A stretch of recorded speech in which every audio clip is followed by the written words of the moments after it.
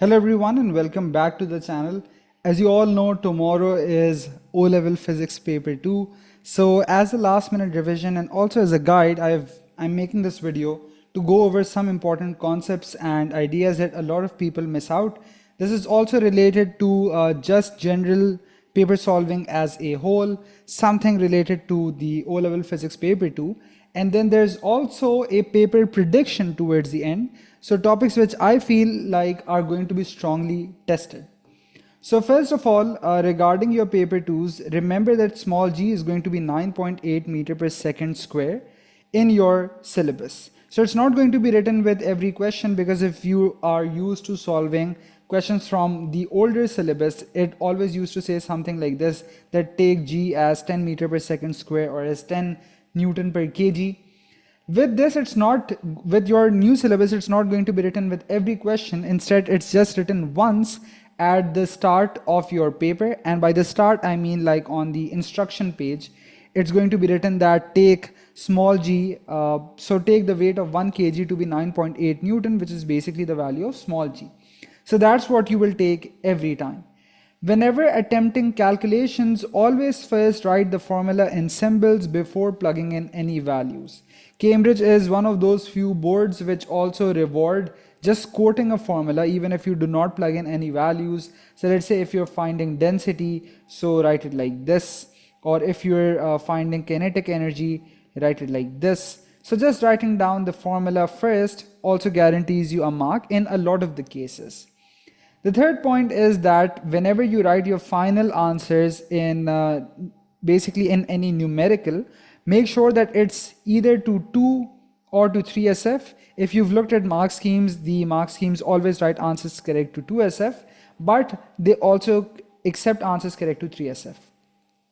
Now units, as far as O-level physics is concerned, it's going to be written 99% of the time. But when it's not written, then this is your responsibility to write it. The correct number of significant figures and the units, both of these count in the final mark towards the answer. So let's say if the answer is supposed to be, according to the mark scheme, 8.2 meters per second. If you write it like this, 8.19898, exactly in the way your calculator has given you, you're going to lose the mark for the final correct answer. If you write it as 8.2 and if the units are not given, and if you don't write the units either, you would again lose the mark. So make sure you're alert enough tomorrow to actually do this.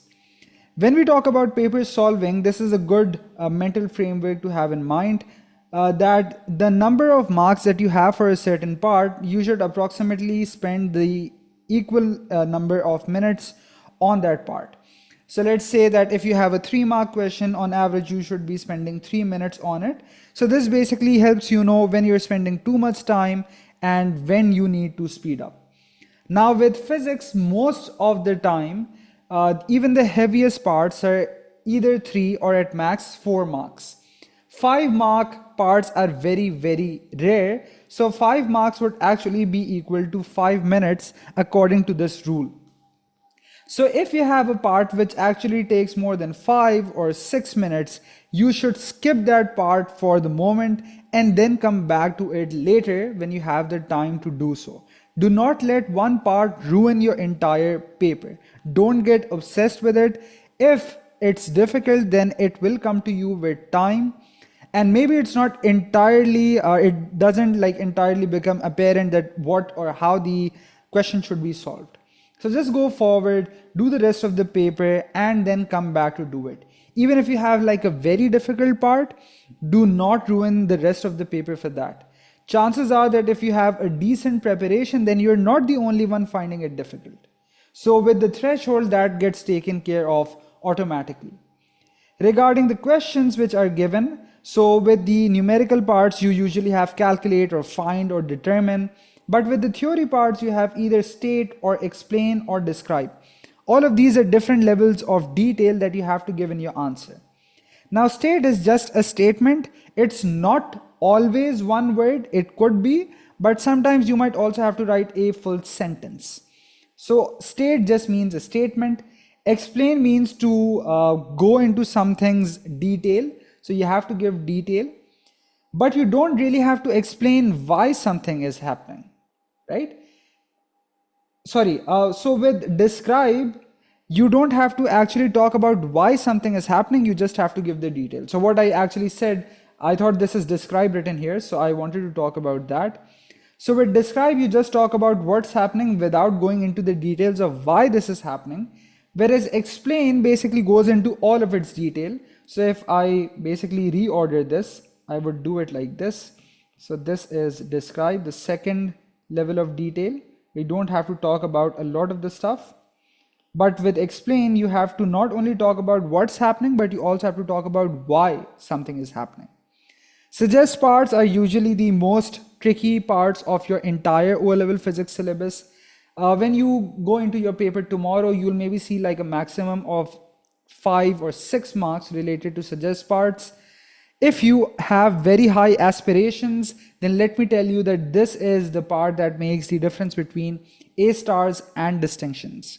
So you just have to think about it a bit more because it's not entirely apparent. Maybe it could be something that's also slightly it's teetering on the boundary of the syllabus. So I've seen questions where the suggest parts maybe had something to do with upthrust.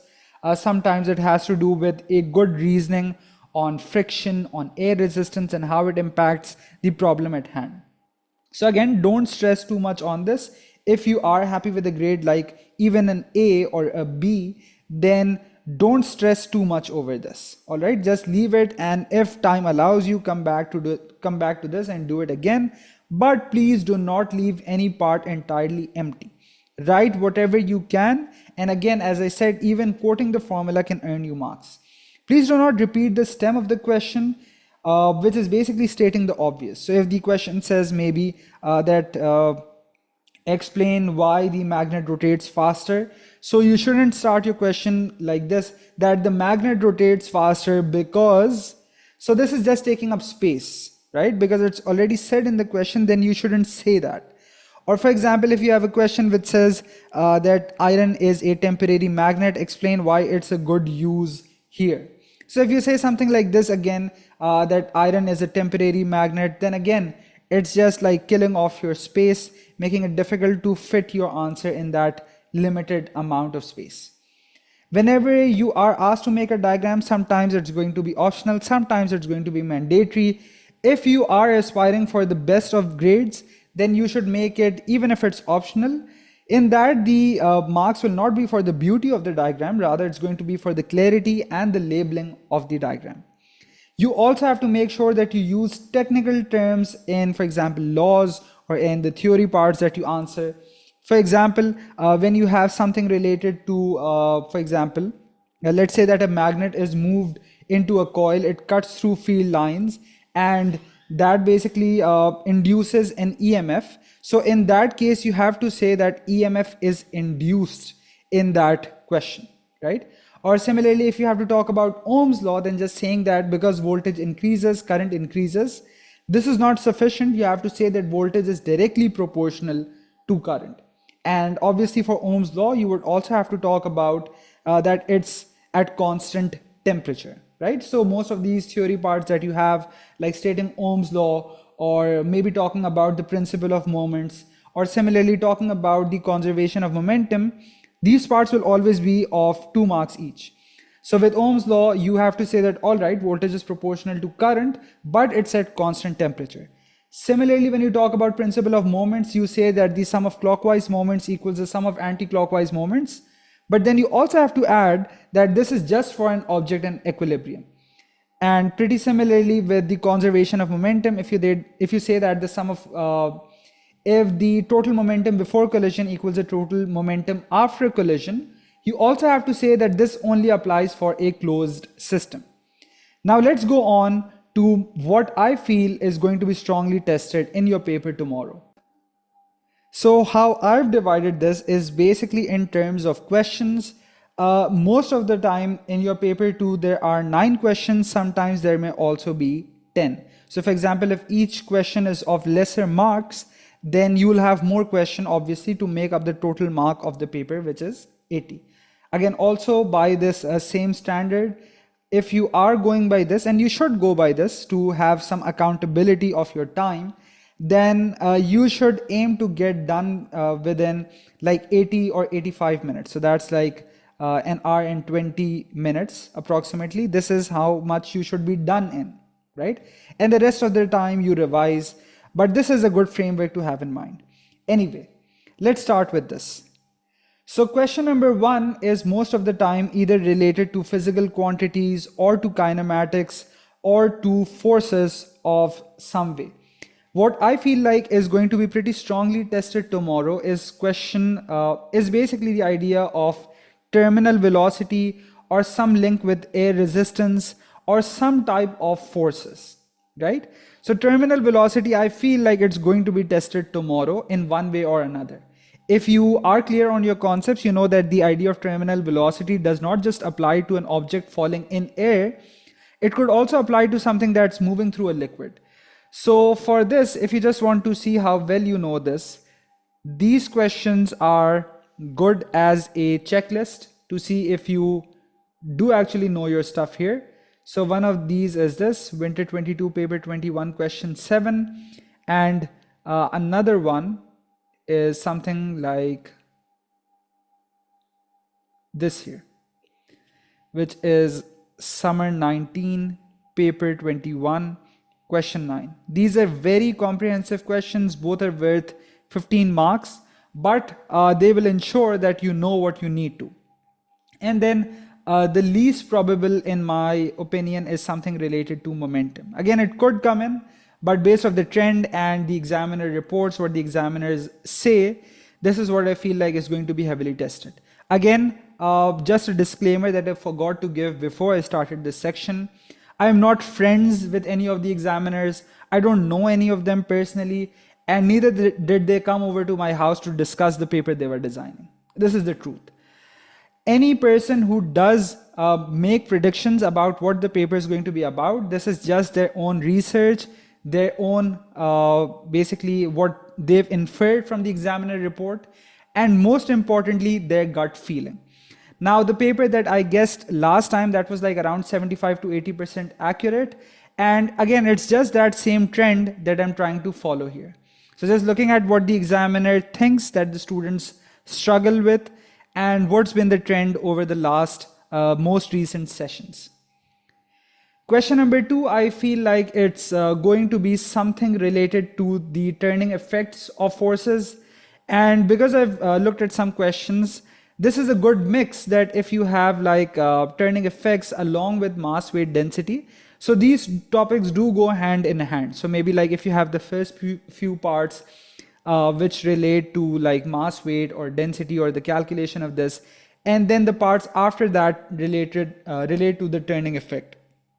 Good references to see that if you know this turning effects thing is Winter 23, Paper 22, question number 3. This is a good paper, a good question to look at. And then Summer 22, Paper 21, question number 1.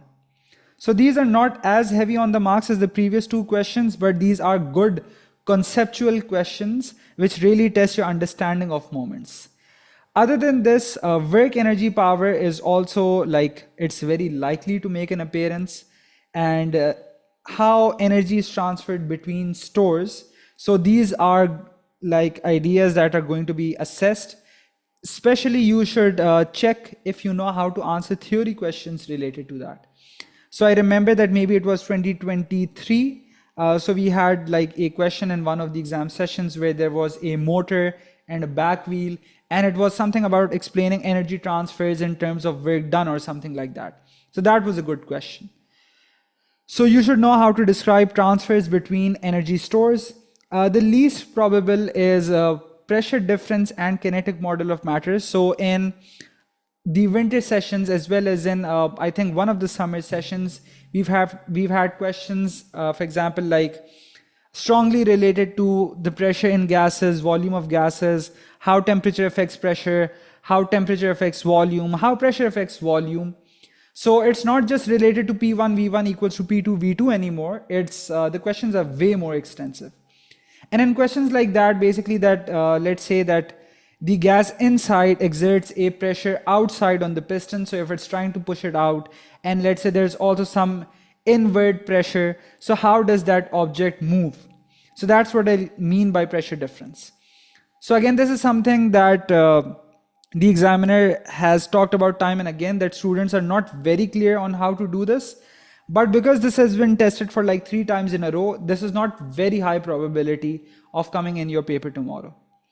Question number 3, heat and cooling curves and latent heat, that I think is going to be tested. So basically the shape of the curves, and more importantly, how you talk about state changes in terms of latent heat, what happens to the potential energy, something like that. Convection and radiation, I feel, is like something that's going to be tested. The examiner has assessed conduction and convection quite often in the last couple of papers, but there hasn't been a lot of stuff related to radiation. And then, for example, maybe using air pockets to reduce conduction and convection, and hence to reduce thermal energy transfer, or maybe by using by leveraging the textures and the colors of the surfaces involved to reduce thermal energy transfer. Because I think KMM is not very likely to be tested here, there could be like some small parts. For example, like why do gases expand more, or something like why do gases have like a very large volume, or why do they not have a definite shape. Something like that could be assessed with specific heat capacity. So E equals to mc delta T, that formula, its usage. Also, another word of caution is that you could also have some mix and match between these questions that I'm talking about. So maybe you have like something related to heat and cooling curves, and then maybe there's also some usage of specific heat capacity here. If you've looked at a lot of yearly papers, you know that the examiner likes to mix things up. So maybe you could have a question which also has work energy power, and then maybe it also has some heat in it. An example of a question is something like this, that if an object is dropped from some height, and as a result its temperature increases when it makes that collision with the ground. So something like that is an example of this crossover of topics.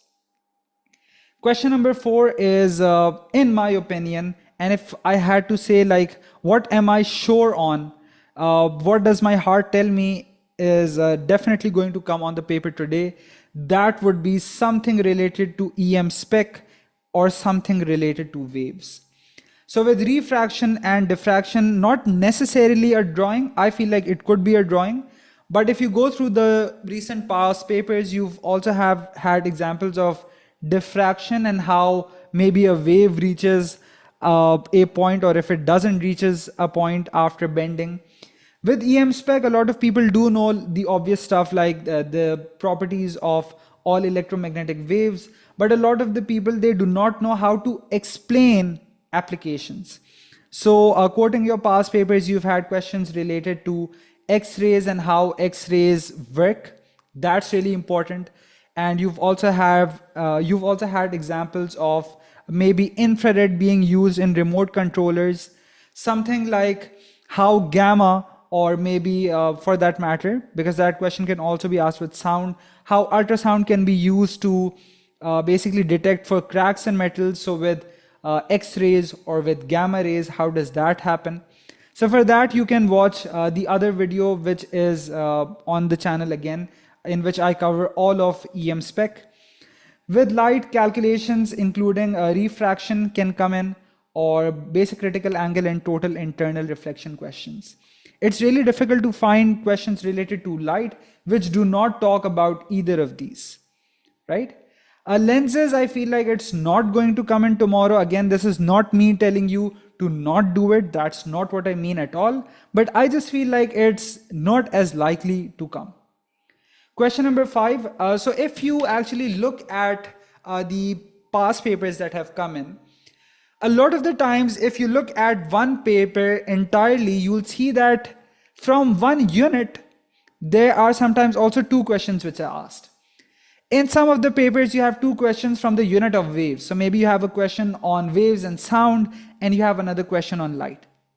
Sometimes it's also the case that you have 2 questions from unit 2, which is thermal physics. So you have something related to, let's say, pressure and the kinetic model of matter, which is KMM.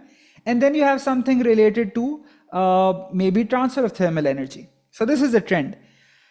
I feel that the paper tomorrow, it's going to have two questions from the unit of waves. So one of these could probably be something like waves and EM spec, or maybe EM spec and sound, or waves and sound, and another one is going to be light. So the question number 5, it's probably going to be a leftover from above. It would be surprising to me, at least, that if one question is purely of static electricity, so important concepts include rubbing, earthing, some applications, or maybe like the difference between conductors and insulators. And with magnetism, you usually have questions related to field lines or plotting compasses. But in the recent years, I think this was winter 24, there was also another case, and you guys can probably look into this. So you had field lines running like this, and a magnet was placed like this. So this was north, this was south. And this was a very conceptual question. And this actually linked to turning effects. So you could also have something like this. Question number 6, again, if I had to say that what's definitely going to come in the paper tomorrow, if somebody was to ask me that, I would say it's going to be potential dividers. So basically, if you have series circuits, so how that forms a variable potential divider with either a thermistor or an LDR. Another examiner favorite to ask is the filament lamp, and basically how its resistance changes, its graph. And again, it could also be like a mix of the two, right? So something like this. And lowest probability, in my opinion, is if you have, if you're asked about like the fuses and the trip switches, why are they placed in the live wire? What's the purpose of double insulation? Kilowatt hour calculation. So that's going to be question number 6. Question number 7 is, again, I think this is definitely going to be tested, which is the AC generator. So it's working, the use of each component, what are the factors that affect the induced EMF? If you have to explain why is there an induced EMF, and maybe you have like a graph of your induced EMF on the CRO, and you have to like extract information from that. Even if an AC generator is not asked, you'll definitely have a question like this where you have like a coil of wire and you have like some magnet moving in and an EMF is induced, and the examiner asks a series of questions about that. So either the AC generator or that. DC motor, I think, is not as likely to be asked because in the recent years, the examiner has asked really conceptual questions related to that. So with Fleming's left-hand rule, use of the components and all of that. So that's that. And so Lenz's law is also something that a lot of students struggle with. The examiner talks about this, and almost every examiner report that students struggle with Lenz's law, not just the statement, but with basically applying it to actual problems. Question number 8, moving on to radioactivity. So you could have something, and again, I feel this is really strongly going to come in tomorrow. Something related to decay curves. Something related to decay curves. So maybe it could be calculation of half-life. Maybe the examiner says that, all right, this is my decay curve, and these are the points, and I draw a curve of best fit, but most of them do not lie on this. So what does that mean? So that basically shows the random nature of radioactive decay. Spontaneity, which basically means it's unaffected by external factors. Maybe you have background radiation in it, you have to correct it for that. Again, the second one, so I was actually lost between the two as to which is higher probability. Applications of radiation with respect to their ionizing, penetrating powers, and half-life. So let's say I ask this question that I basically introduce some sort of radioactive substance into a human body, right? So according to that, what should be the source? So should it be alpha, beta, or gamma? The answer is, in that case, it should be gamma, because if I want to detect the rays outside, they should be penetrating enough to actually pass through the human body. And if I talk about its half-life, so it should be a relatively low half-life, like a couple of hours, so that It does not unnecessarily cause harm or increase the radiation dose of the patient. Make sure that you know the idea of carbon dating, which is basically that every living organism has both carbon 12 and carbon 14 isotopes present. And carbon 12 is stable, but carbon 14 is going to decay, right? And by comparing how much carbon 14 should have actually been there versus how much actually remains, you can estimate the age of the organism. Question number 9 is space physics. So the last question is space physics. The second last one is radioactivity. So I think average orbital speed, variations in speed with respect to the conservation of energy, super important for tomorrow.